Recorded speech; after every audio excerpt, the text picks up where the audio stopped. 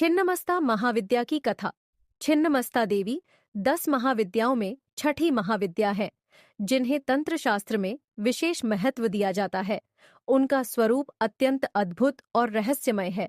छिन्नमस्ता का अर्थ है कटी हुई सिर वाली देवी। देवी का यह स्वरूप आत्म बलिदान, ऊर्जा और दिव्यता का प्रतीक है।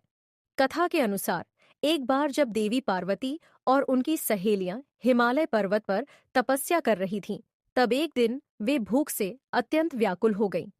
पार्वती ने अपनी सहेलियों से कहा कि वे अपनी ऊर्जा को बढ़ाने के लिए भोजन खोजें। देवी ने ध्यान किया और अपने शरीर से कुछ रक्त निकालकर उसे अपनी सहेलियों को दिया। इस प्रकार उन्होंने अपनी शक्ति का बलिदान कर अपनी सहेलियों की भूख मिटाई। लेकिन इस घटना के बाद देवी को समझ में आया कि उन्होंने अपने रक्त का प्रवाह किया है। उन्होंने अपनी शक्ति को पुनः प्राप्त करने के लिए अपने सिर को काट लिया। जैसे ही उन्होंने अपना सिर काटा, उनके शरीर से रक्त की धारा निकलने लगी, जो तीनों लोकों में फैल गई।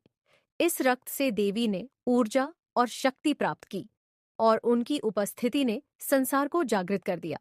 छिन्नमस्ता देवी का स्वरूप गहन और रहस्यमय है।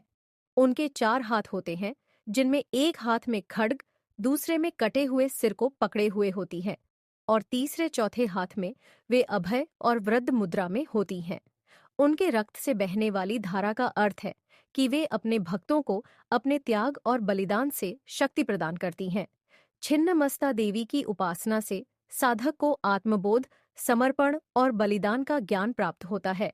उनकी आराधना से भक्त जीवन के अज्ञानता के अंधकार को समाप्त कर सकता है और आत्मिक शक्ति को जागृत कर सकता है। इस प्रकार छिन्नमस्ता देवी आत्म बलिदान और शक्ति की प्रतीक हैं, जो अपने भक्तों को नकारात्मकता से मुक्त कर उन्हें आत्मज्ञान की ओर ले जाती हैं। उनके प्रति भक्ति और समर्पण से साधक को अद्वितीय ऊर्जा और सिद्धियों की प्राप्ति होती है।